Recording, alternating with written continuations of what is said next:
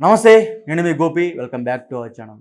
ఈరోజు మనతో వచ్చరికి సీనియర్ జర్నలిస్ట్ జగదేవ్ గారు ఉన్నారు. సార్ నమస్తే. సార్ నమస్తే. సార్, సెంట్రల్లో మరలా ఇప్పుడు ప్రధానమంత్రి అదేవిధంగా మోడీ సర్కార్ కూల్చే విధంగా కామెంట్స్ అయితే లాలు గారు చేశారు. సో అసలు ఏంటి అంత అంత షాకింగ్ కామెంట్స్ ఏంది? అసలు ఆ విధంగా కామెంట్స్ చేయాల్సిన అవసరం ఏంది లాలు గారు?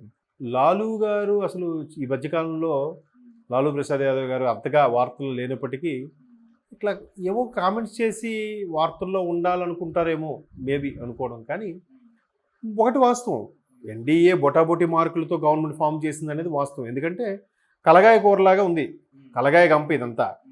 కాకపోతే ఇక్కడ టీడీపీ కానీ జేడీయూ కానీ కొంచెం బలమైనవే. వాళ్ళందరికీ ఎలా దువ్వాలి, ఎవరిని ఎక్కడ పట్టాలి, ఎవరిని ఎక్కడ నొక్కాలనేది కూడా బీజేపీ అధిష్టానానికి చాలా బాగా తెలుసు. మొన్న ఉత్తరాదిని కూడా రైతుల విషయంలో కానీ మరి ఇతర కారణాల వల్ల కానీ ఓడిపోయారు, వాళ్ళకి అంత సీన్ లేదు అనుకున్న సందర్భాలు ఉన్నప్పటికీ కొన్ని బలమైన నిర్ణయాల వల్ల, కొన్ని బలమైన డెసిషన్స్ వల్ల బీజేపీ మేబీ నిలబడిందేమో. ఇప్పుడు 150 ఏళ్ళ చరిత్ర ఉన్న కాంగ్రెస్ కంచుకోట కదిలించిందిగా. ఫస్ట్ టైం మళ్ళీ 100 సీట్లు దాటింది అని అంటున్నారు. 105 సీట్లు దాటింది కాంగ్రెస్. మరి బీజేపీ దాని స్వచ్ఛందంగానే 230-240 సీట్లు తెచ్చుకుందిగా, అంతే కదా. మరి ఎట్లా తెచ్చుకోగలిగింది?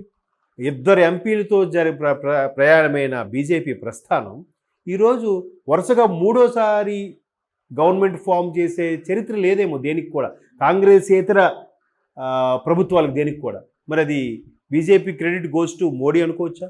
లేదా అది బీజేపీ పెద్దలు కూడా అనుకోవచ్చు కదా. వాళ్ళ యొక్క విధి విధానాలు కానీ, వాళ్ళు కొన్ని పర్సనల్గా పార్టీ పరంగా పెట్టుకునే కొన్ని స్ట్రక్చరబుల్ కన్స్ట్రక్షన్ ఏవైతే ఉన్నాయో అవి కూడా అయి ఉండొచ్చు. 75 ఏళ్ళు దాటిన తర్వాత ఎవరికి ఏ పదవి ఇవ్వకూడదు, లేదా ఒక వ్యక్తి 2 సార్లు 3 సార్లు కన్నా ఎక్కువ చేయకూడదు. ఇట్లాంటి కొన్ని కండిషన్స్ ఉన్నాయి వాళ్ళకి. వాళ్ళు పార్టీ వారుగా పెట్టుకున్నారు. కాంగ్రెస్ వాళ్ళు లేదుగా. ఇందిరమ్మ ఒక 3 సార్లు, నెహ్రూ గారు ఒక 3 సార్లు. వాళ్ళ ఇష్టం, మాదే, మేము దేశానికి రాజులు, అట్లాగే బిహేవ్ చేశారుగా. ఇప్పుడు అంతెందుకండి, తెలంగాణ ఉద్యమంలో తెలంగాణ డివైడ్ చేసిన తర్వాత, ప్రకటించిన తర్వాత కాంగ్రెస్ ఏమున్నది, మీకు ఎందుకు, మేము ఉన్నాం కదా, నెక్స్ట్ మేము చూసుకుంటాం, మీరు చూసుకునేది, మీరు నిరంతరం మీరేనా రాజులు? ఆ ధైర్యంతోనే కదా తెలంగాణ విడగొట్టారు. ఏమైంది ఆంధ్రప్రదేశ్లో కాంగ్రెస్ పరిస్థితి చెప్పండి, ఏమైంది? ఈ రోజుకి తేరుకోలేదు, ఈ రోజుకి కోలుకోలేదు. కోర్స్ మొన్న ఎలక్షన్స్లో షర్మిలా గారి వల్ల ఆ నోటా నుంచి కొంచెం పర్సంటేజ్ పెరిగిందేమో, పెరిగింది, నోటా కన్నా పెరిగింది కొంచెం, అంతేగాని ఓట్ షేర్ పెరిగింది అంటారు కూడా అనలేమేమో. అటువంటి పదజాలం, అంటే అటువంటి పదజాలం వాడలేమేమో. అయితే ఎక్కడ ఎన్డీఏ కూటమి ఓడిపోవాలి అంటే చాలా క్షుద్రశక్తులు పనిచేస్తున్నాయి దీనికి, కొన్ని ఆటంకాలు ఏర్పడుతున్నాయి. బట్ మిలిటరీ వ్యవస్థలో కానీ, లేదా పర్టికులర్గా భారతీయ సంస్కృతిని, సనాతన ధర్మాన్ని కాపాడే విషయంలో కానీ కొన్ని రకాలుగా మాత్రం బీజేపీ మార్కులు కొట్టింది. మీరు అనొచ్చు, మరి అంత మార్కులు కొట్టినప్పుడు అయోధ్యలో బీజేపీ ఓడిపోవడం ఏంటండి? దాన్ని మనం ఏం చేస్తాం? ఇట్లాంటి పరిస్థితులు కూడా ఉన్నాయి. అలాగే పంజాబ్లో ఆయన మీద నేర చరిత్ర ఉన్న వ్యక్తి ఫుల్ మెజారిటీతో గెలిచాడట. దానికి మరి ఎవరైనా చెప్పగలరు? ఏం జరిగిందంటే ఏం చెప్పగలరు? ఇంకోవైపు టాక్ ఏంటంటే బీజేపీ ఏదో మతలబు చేసింది, ఈవీఎంలోకి ట్యాంపరింగ్. నిజంగా ట్యాంపరింగ్ చేస్తే అంత వాడిని వీడిని బతిమాలుకొని జేడీయూ లాంటి వాళ్ళు ఎంత ప్రెజర్ చేస్తున్నా పార్టీలో పెట్టుకొని ఎందుకు గవర్నమెంట్ చేస్తారు?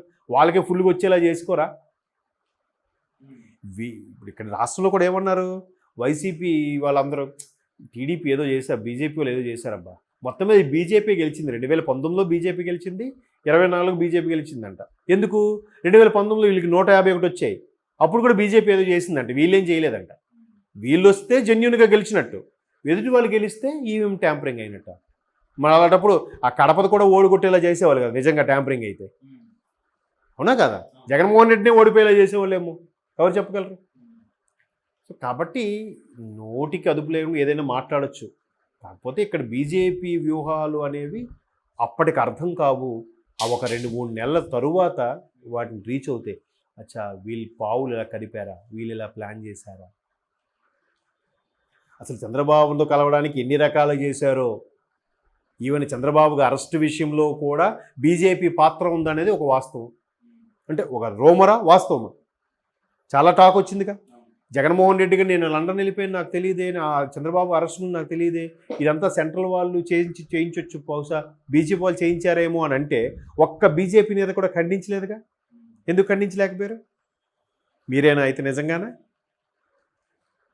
ఆ టాకు కూడా కొంతమంది విశ్లేషకులు ఏం చెప్పారంటే, బాబు లాంటి నాయకుడు ఇప్పుడు ఎలాగో అరెస్ట్ తర్వాత ఆయన గ్రాఫ్ పెరిగింది కాబట్టి ఖచ్చితంగా ఇక్కడ కూటమే ప్రభుత్వాన్ని స్థాపిస్తుంది కాబట్టి, జనసేన టీడీపీ అప్పటికి కూటమి అంటే ఎలాగైనా బాబును మనలో కలుపుకోవాలి, మూడోసారి కాబట్టి వాళ్ళకి కూడా వస్తుందో రాదో అని డౌట్ మీద బాబుని ఎలాగైనా లాగాలని చూసే అరెస్ట్ చేయించారనేది కూడా కొంతమంది మేధావులు విశ్లేషకుల యొక్క అభిప్రాయం అయిండొచ్చు కూడా.